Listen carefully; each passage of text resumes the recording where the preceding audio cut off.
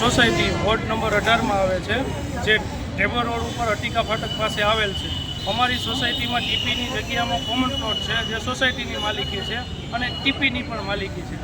આ કોમન પ્લોટમાં અજાણ્યા શખ્સો દ્વારા 2 થી 3 વાર બાંધકામ કરવામાં આવેલ છે.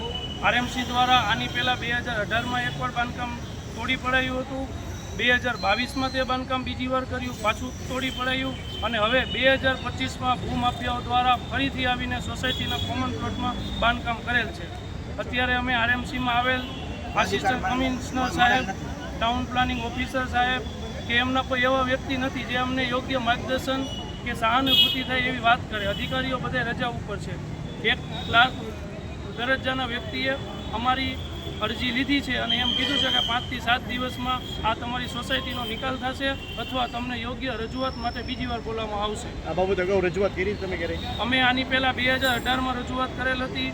સોસાયટીમાં આરએમસી આવીને બાંધકામ તોડી પડી. કાયદાનો ભય નથી. આ ભૂમાફિયાઓને કોઈ જાતનું એ ભૂમાફિયાનું નામ છે નારાયણભાઈ ભરવાડ તથા સંદીપભાઈ ભરવાડ. સંદીપભાઈ ભરવાડનો પોતાનો હોલ છે, મોમાઈ હોલ, મોરારીનગર, હરિદવા રોડ. એમ કહે છે કે અડધો પ્લોટ મારો છે અને આ એના કાકા છે નારાયણભાઈ ભરવાડ અને એમના દીકરા મનીષભાઈ ભરવાડ. એ લોકો દ્વારા આવીને એને ઢોર બાંધવામાં આવે છે અવારનવાર.